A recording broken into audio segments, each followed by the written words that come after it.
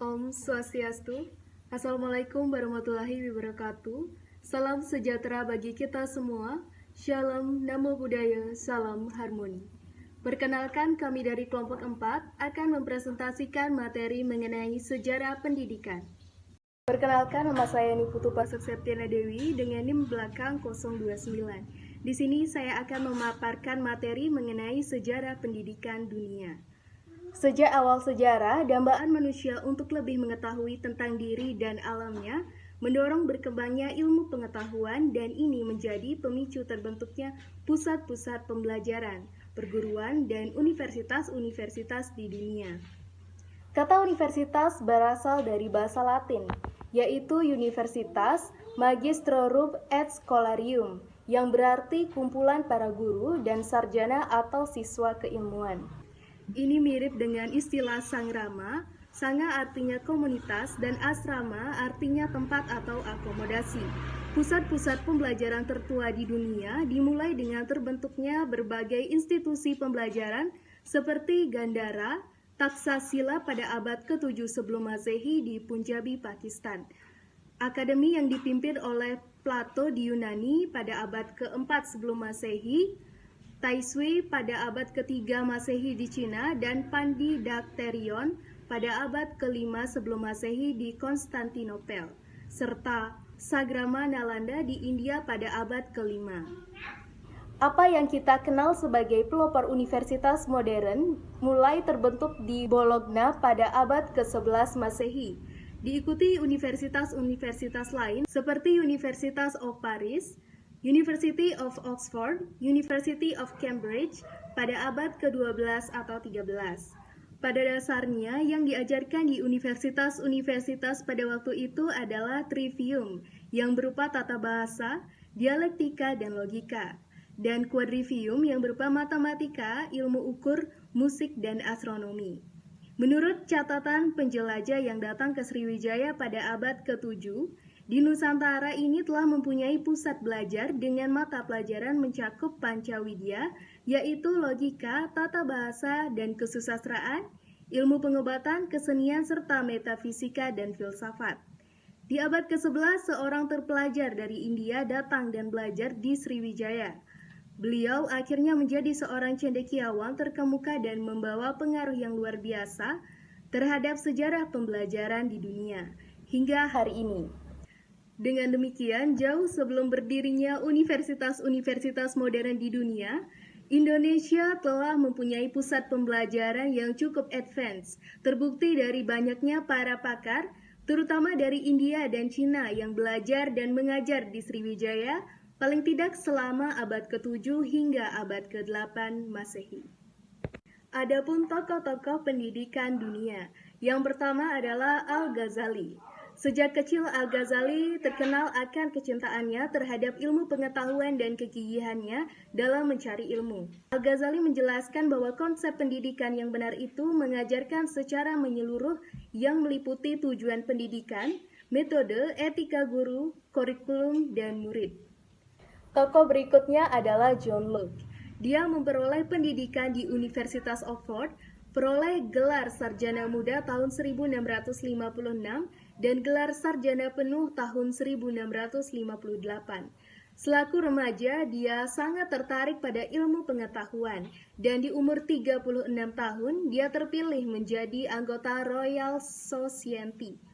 John Locke menegaskan kurikulum harus diarahkan demi kecerdasan individual, kemampuan, dan keistimewaan anak-anak dalam menguasai pengetahuan dan bukan pada pengetahuan yang biasa diajarkan dengan hukuman yang sewenang-wenang.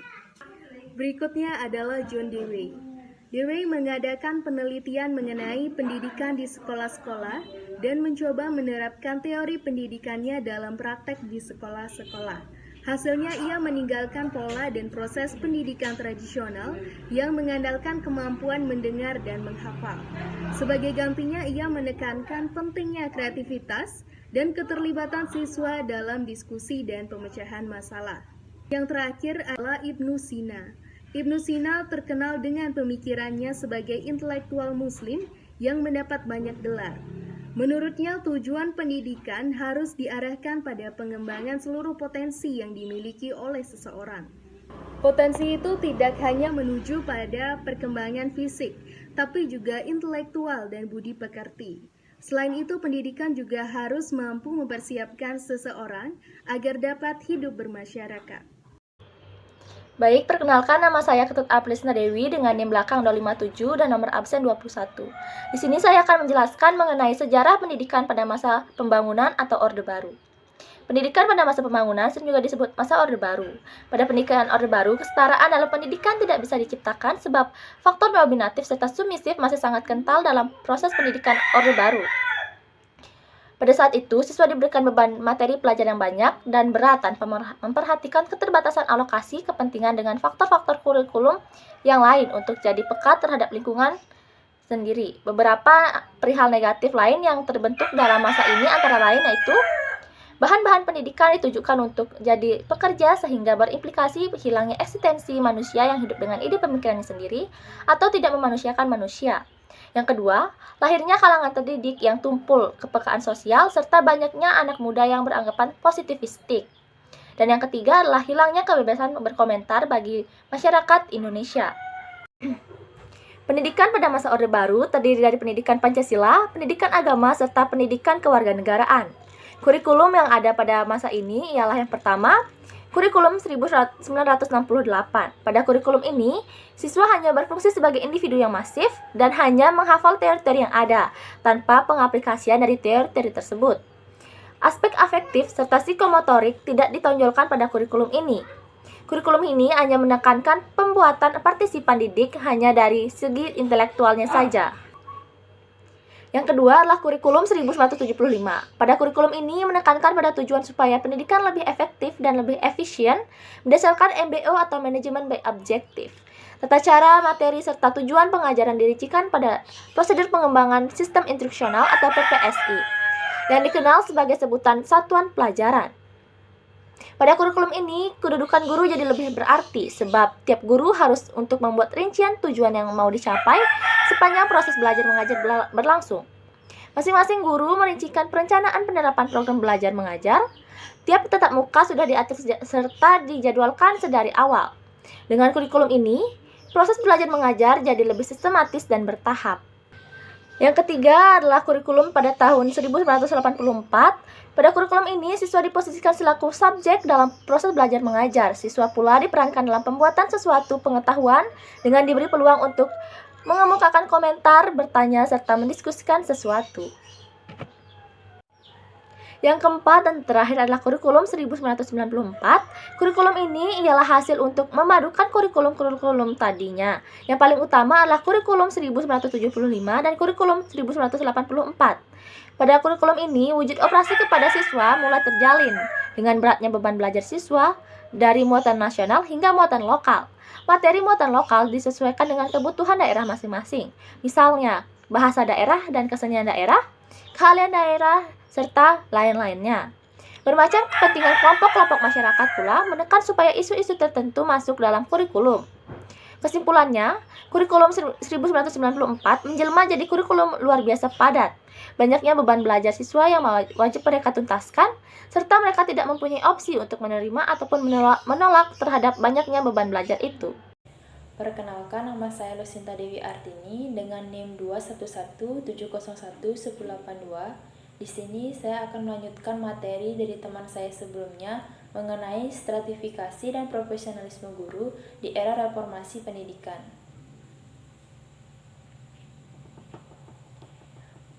Profesionalisme guru tentu harus terkait dan dibangun melalui penguasaan kompetensi-kompetensi yang secara nyata dalam menjalankan dan menyelesaikan tugas-tugas dan pekerjaan sebagai guru. Kompetensi-kompetensi penting jabatan seorang guru adalah 1. Kompetensi profesional, yaitu kompetensi pada bidang substansi atau bidang studi, kompetensi bidang pembelajaran, metode pembelajaran, sistem penilaian, dan pendidikan nilai dan bimbingan. Yang kedua ada kompetensi sosial, yaitu kompetensi pada bidang hubungan dan pelayanan dan pengabdian masyarakat. Perkembangan dan permasalahan profesi guru. Profesi guru adalah termasuk profesi paling tua di dunia. Pekerjaan mengajar yang telah ditekuni oleh orang sejak lama, dan perkembangan profesi guru sejalan dengan perkembangan masyarakat. Kompetensi penting profesi guru. Guru sebagai profesional dituntut di era reformasi dan di desentralisasi pendidikan saat ini. Guru semestinya dapat lebih mendapatkan pemberdayaan, baik dalam arti profesi maupun kesejahteraan. Upaya guru meningkatkan profesionalisme. Perkembangan teknologi, informasi dan komunikasi serta perubahan masyarakat yang lebih terbuka dan demokratis di era reformasi pendidikan akan menghasilkan suatu tekanan atau pressure dan tuntutan terhadap profesionalisme guru. Permasalahan sertifikasi guru. Masalah mutu profesionalisme yang dinilai masih belum memadai, seperti yang telah dikemukakan di atas, maka tentu diperlukan upaya serius untuk peningkatannya. Untuk mengetahui hal tersebut, perlu upaya penilaian terhadap kinerja guru yang secara berskala, untuk menjamin agar kinerja guru tetap mematuhi syarat profesionalisme. Baiklah, di sini saya akan memaparkan kesimpulan dari presentasi kelompok kami.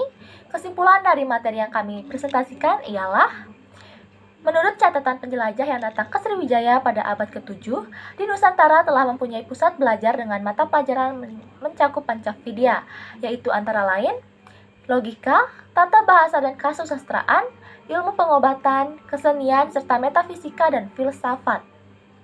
Pendidikan pada masa pembangunan, segala wujud pendidikan diperuntukkan untuk memenuhi hasrat penguasa, paling utama untuk pembangunan nasional.